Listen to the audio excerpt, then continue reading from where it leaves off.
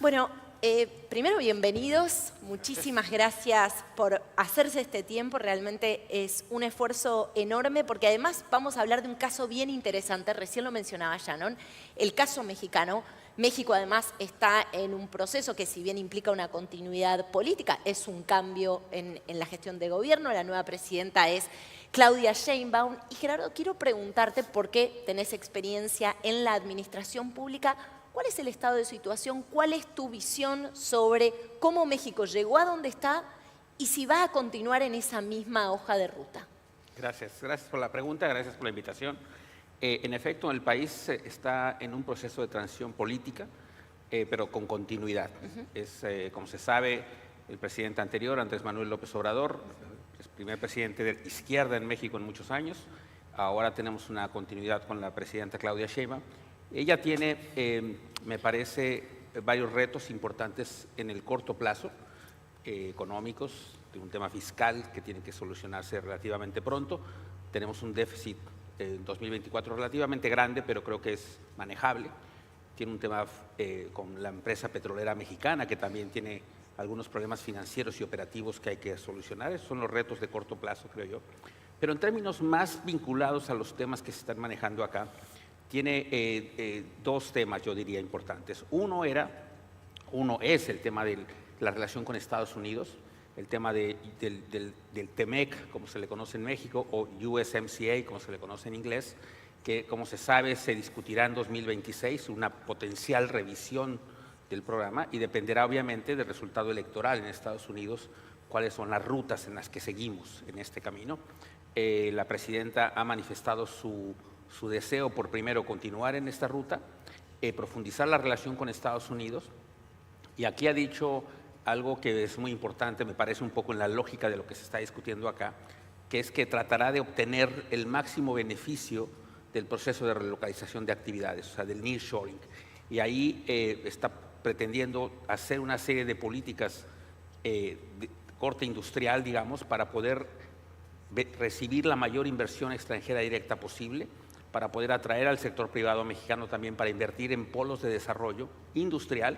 Eso es muy importante en esta lógica de la discusión que tenemos, y creo que en ese sentido va a ser continuidad, digamos, de las políticas que se han venido siguiendo en el pasado, con una visión, insisto, de integración económica con América del Norte, y junto con esto, la presidenta ha manifestado que, a una pregunta expresa, dijo que no pretendía acercarse a los BRICS, al grupo BRICS, sino pretendía profundizar en la relación con Estados Unidos y Canadá. Máximo, a ver, con tu versatilidad, ¿no? De obviamente estar al frente de una empresa, pero además tener representación en cámaras empresarias muy importantes. Tuviste la posibilidad a través del CEO Dialogue, que recién comentábamos, es una organización que reúne a los principales CEOs, de conversar con Claudia Sheinbaum, candidata y luego presidenta. ¿Cuáles fueron tus impresiones de ese encuentro? ¿Cuál es la percepción que tiene la actual presidenta mexicana de la industria y de la iniciativa privada de cara al futuro? Bueno, muchas gracias, muy buenos días a todos, y aprovecho para disculpar a Paco Cervantes, me pidió que, bueno, con la huelga no pudo viajar y no pudo tomar el avión, se disculpa mucho. Sí, nosotros en CAINTRA y en el CEO Dialogue y en el CCE ya tuvimos muchas reuniones. De hecho, la presidenta, cuando era candidata, vino 4 veces a CAINTRA en el torno de un año. Estuvimos con ella en un evento del CCE, apenas había sido electa, y después hace muy poco en el CEO Dialogue. Así, tuvimos mucho diálogo, y creo que el sector empresarial mexicano, después de este diálogo, está muy optimista. O sea, es verdad, como decía Gerardo, esto es un régimen o un modelo o un partido que continúa, pero es un cambio de administración. Y yo creo que la presidenta tiene una idea bastante clara, al menos en lo industrial, en lo económico, hacia dónde quiere ir.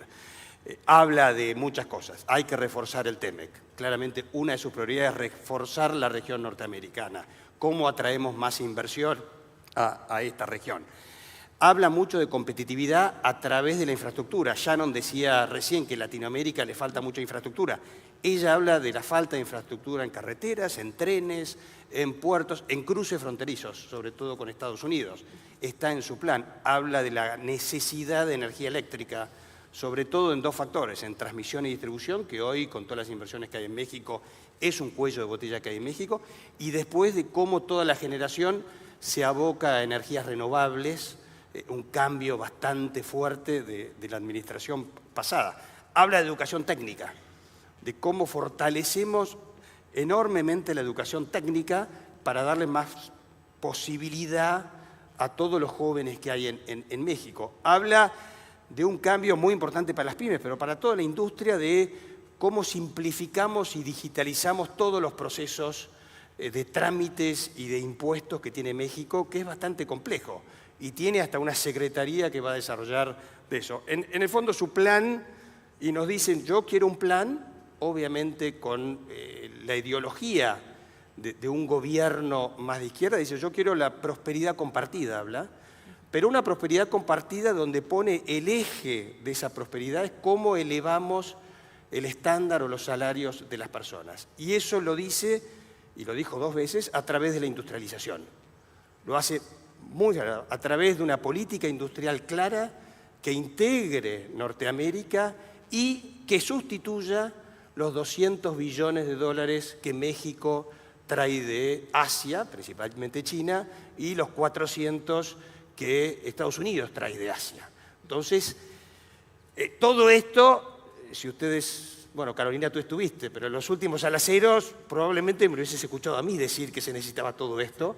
Bueno, eso es las palabras textuales que la presidenta dio en muchos de estos foros que tuvimos. Entonces, hay una coincidencia bastante clara en esta parte con ella. Creo que el gran desafío es cómo se implementa, ¿no? Cómo se ejecuta todo eso.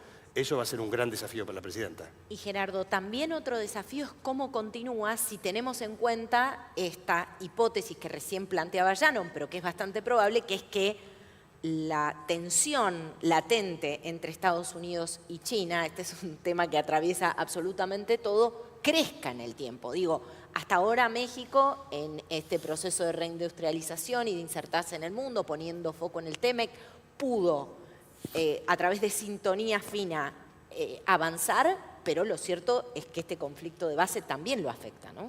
Así es, y México en ese sentido tiene un rol importante en el mundo y en general en términos de, es el socio más importante de Estados Unidos, claro. Recordemos, ya sobrepasamos a China como el socio comercial más importante.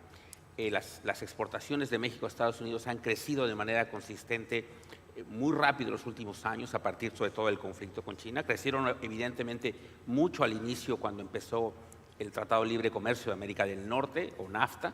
Ahí creció mucho, luego se estancó cuando China entró a la Organización Mundial de Comercio y ahora México ha recuperado el ritmo de crecimiento. Y México está en esa ruta que dependerá evidentemente de qué pasa en Estados Unidos también, porque dependerán las políticas comerciales que sigan unos y otros. Pero México está en el compromiso explícito de seguir colaborando con la región primero norteamericana y también lo ha dicho, por cierto, con el resto de América Latina. Eso no hay que descartarlo. En México tiene esa visión, digamos, de participación global, sobre todo regional, y creo que independientemente de quién gane, la situación va a ser compleja hacia 2026. Viene una revisión, como dije antes, del TEMEC, y ahí una revisión que no es una renegociación, eso es importante decirlo. Es nada más si hay que hacer algunos ajustes o no. Y posiblemente ahí se discutirá la posibilidad de que México empiece a adoptar algunas políticas, por ejemplo, similares a Estados Unidos. No diría que quizá tan drásticas, pero existe esa posibilidad, no la podemos descartar con respecto a los productos provenientes de China.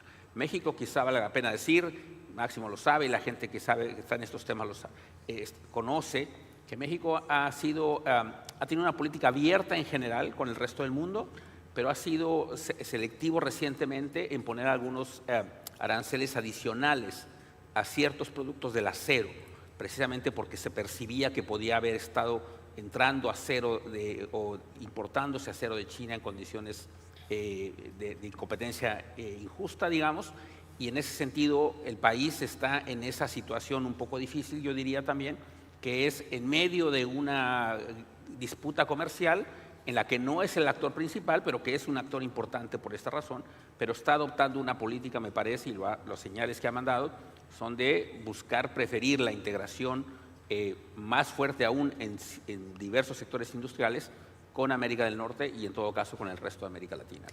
Les recuerdo que nos pueden enviar preguntas a través del código QR. Máximo, a ver, te pongo el sombrero de presidente líder de cámaras porque me interesa particularmente esto. Recién comentaba que estás en una comisión dedicada también a las pymes.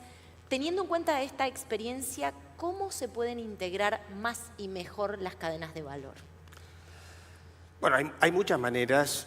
Y yo creo que México es el país de Latinoamérica que un poco hizo la mejor tarea en esto.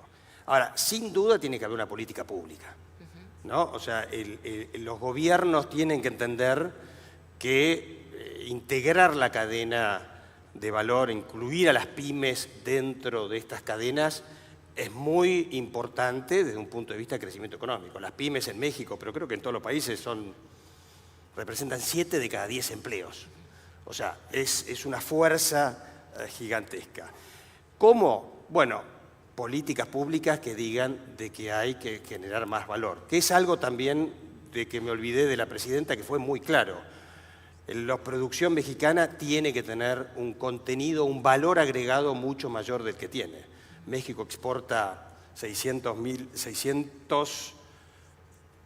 millones de dólares, 600 billones en americano, pero con un contenido menor al 20%, un valor agregado menor al 20%. Eso, sin duda, es una forma si uno ataca eso y genera valor, es la manera de que las pymes se integren.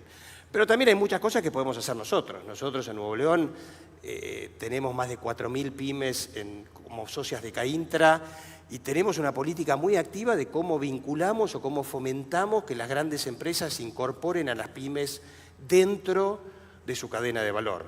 Hay eventos de vinculación, hay capacitación, hay toda una cámara dedicada a eso. Por otro lado, también en la política pública fomentamos, lo que decía por ahí Shannon, cómo llevamos propuestas al gobierno. Hay 2 propuestas muy claras de cómo simplificamos todo el tax, toda la presentación de los impuestos para las pymes en México, que es algo que el SAT, que la institución impositiva en México, está analizando muy en detalle.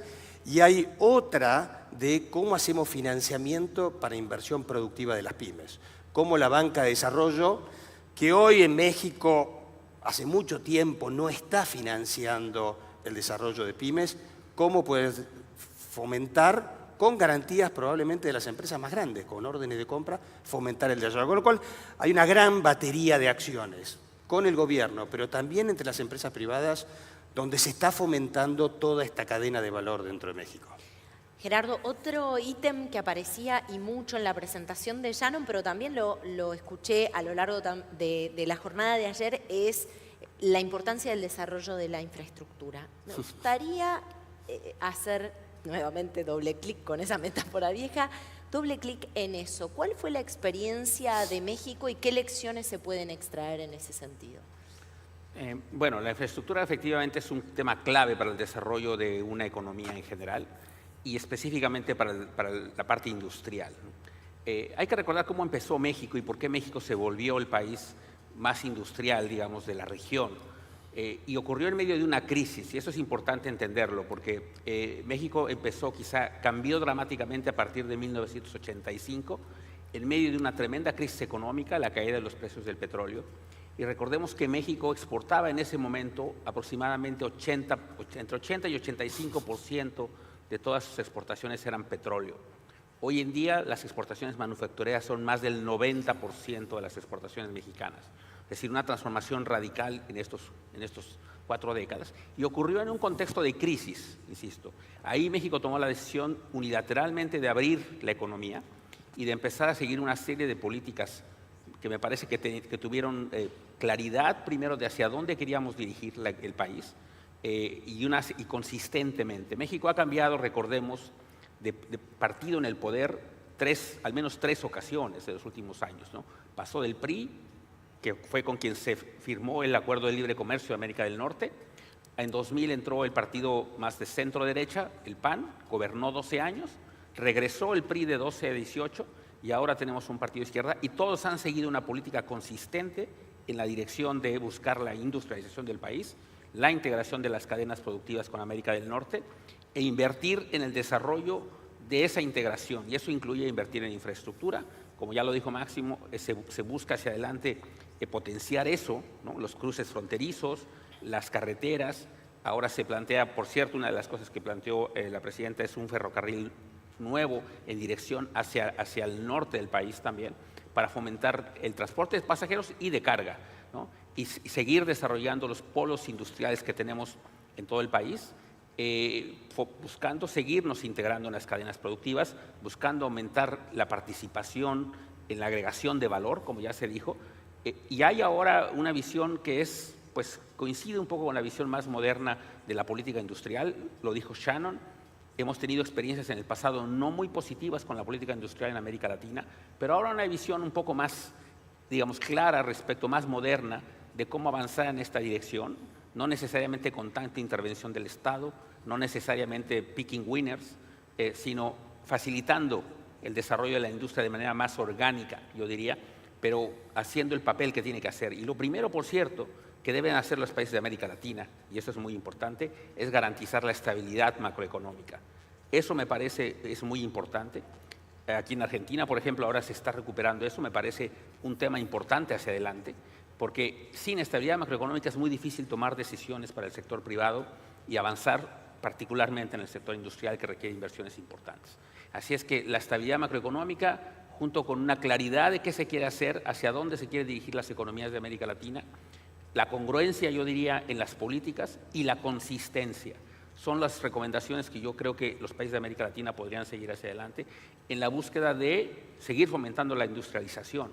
El nearshoring, por cierto, si bien tiene un componente geográfico importante, no solo depende de la parte geográfica o de cercanía, depende también de otros elementos. Hay un artículo interesante de Felipe Larraín donde justo señala cómo distintos países de Sudamérica tienen condiciones que les permitirían también beneficiarse del nearshoring, que es un proceso pues, integral de relocalización de actividades en donde toda la región podría verse beneficiada, porque además nos caracterizamos por tener estabilidad, o relativa estabilidad, política, económica y social, ¿no? Comparado sobre todo con otras regiones del mundo, como ya se ha dicho. Máximo, teniendo en cuenta tu experiencia personal también, con la representación en las cámaras, ¿cuáles serían las lecciones para vos del caso mexicano aprendidas? Pensando también en hablarle al liderazgo empresarial, ¿no? Porque hay una parte que le toca a las políticas públicas, pero hay una parte que tiene que ver con ganar protagonismo en la discusión también sobre políticas públicas, ¿no? Uy, es una pregunta muy buena y muy larga para responder. Y me da pena responderla con un especialista también acá, que es Gerardo. Yo creo que hay varios factores. Primero, yo creo que México, coincido en que el camino de México tomó mucho tiempo. Y no empezó con el NAFTA, no empezó con la guerra con China, no empezó con un México diciendo que todos los secretarios de Economía que yo conocí, hasta los últimos, seguían diciendo la mejor política industrial es la que no existe, pero desde el 85 que México está haciendo política industrial. Esa es la realidad. O sea, ellos se dieron cuenta, para mí, que el desarrollo industrial era la clave para el desarrollo económico de un país. Y yo creo que eso es lo que tienen que hacer todos los países latinoamericanos. Ayer creo que Ricardo o Rafael Lucetti, uno de los dos, mostraban un gráfico de la importancia del empleo industrial en Brasil, de cómo pagaba 30-40% más de salarios. Pero en Brasil no se discute eso. En Argentina no se discute eso. En México sí se discutió siempre eso. El INEGI saca las estadísticas, entonces desde hace 30, 40 años se sabe que el empleo industrial es un empleo de muchísima más calidad que un empleo en servicios o en otras actividades. Y entonces, poco a poco fueron fomentando el desarrollo industrial. Entonces, creo que eso es lo principal. Lo segundo, que que también es importante la cercanía con Estados Unidos, sin duda. México tuvo suerte de estar al lado de Estados Unidos. Pero ahí sí no coincido con lo que dijo Ricardo el primer día, donde México tiene eso como factor principal. De vuelta, tuvo un desarrollo o una vocación de decir, yo voy a cambiar mi economía, voy a dejar de ser primario, voy a dejar de exportar petróleo, de vuelta 80% de petróleo, y voy a desarrollar la industria. Hay, yo creo que también factores donde México vio que tenía, ya más reciente, una competencia con China. Y hizo política. O sea, lo que ha pasado con China es que desindustrializó, bueno, creo que ya no lo dijo, toda Latinoamérica, excepto México. Porque México dio cuenta de esta relación y hizo políticas para defender a la industria, para incentivar en determinados lados. Desde la entrada de China a la Organización Mundial del Comercio en el 2001, China pasó de producir el 5% de la manufactura del mundo a hoy producir casi el 40%, con un GDP que debe ser del 15%. O sea, es una transferencia de valor agregado gigantesco de una región o de muchas regiones hacia una región individual. Yo creo que México fue el único país en Latinoamérica donde entendió esto y dijo, yo voy a ver, uno, cómo fortalezco Norteamérica, pero dos, cómo hago política pública de defender a la industria. Es el país que más tiene defensas de comercio desleal, es el país que más activamente busca inversiones, es el país, de vuelta, que más trata de defender la región como un todo. Entonces creo que eso es lo importante en las regiones más cercanas, o de Argentina o Brasil. Bueno, Gerardo, Máximo, les cuento que si nos ponemos un canal de streaming somos un éxito porque estamos llenos de preguntas y respuestas. Han encendido al auditorio, así que voy a arrancar con una simple para Gerardo. Es una de esas preguntas que se iban a venir cuando habláramos de México, sobre todo por la coyuntura. ¿Cómo percibe el riesgo de las inversiones extranjeras ante la nueva reforma judicial en México? A ver, la reforma judicial está en curso, en efecto, es una reforma importante, es una reforma que, digo, solo para simplificarle al público y a informarle a quienes no lo sepan, es una reforma que pretende elegir mediante el voto popular a los jueces, ministros y magistrados de todo el Poder Judicial del país. Es una reforma, como se podrán imaginar, muy importante. Se corre el riesgo, existe la posibilidad, hay que decirlo, de una cierta pérdida de independencia del Poder Judicial. Ahora, yo creo que en general siguen existiendo en el país una serie de instituciones que garantizan mucha estabilidad en el país, ¿no? Un Banco Central autónomo, una política fiscal que sigue siendo muy responsable. México es un país con una de las deudas de la región relativamente más manejables, estamos abajo del 50% de deuda del PIB. En fin, una serie de condiciones estructurales, los fundamentos macroeconómicos, yo diría que como se les conoce, que están sólidos en el país. Este tema de la reforma judicial creo que es un tema que a mí en lo personal no me parece que sea la ruta correcta, pero tampoco me parece que ponga en riesgo las inversiones.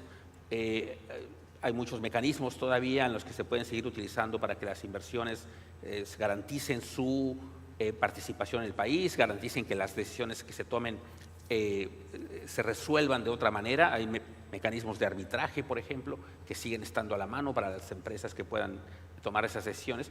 Yo creo que en general, digamos, es algo que puede para algunos sectores parecerles un riesgo adicional, pero que, en mi opinión, no va a cambiar significativamente la percepción de que el país sigue siendo un país muy atractivo en muchas dimensiones, incluyendo el tema institucional, al menos ciertas dimensiones, incluyendo el tema geográfico, evidentemente, incluyendo el tema de los acuerdos de libre comercio que tiene, y un tema que no se ha mencionado acá, pero que es muy importante, que es en el proceso de industrialización de la economía, una cosa clave que ha sido es la formación educativa también. México tiene un sistema educativo que genera una mano de obra calificada, por cierto, de muy buena calidad.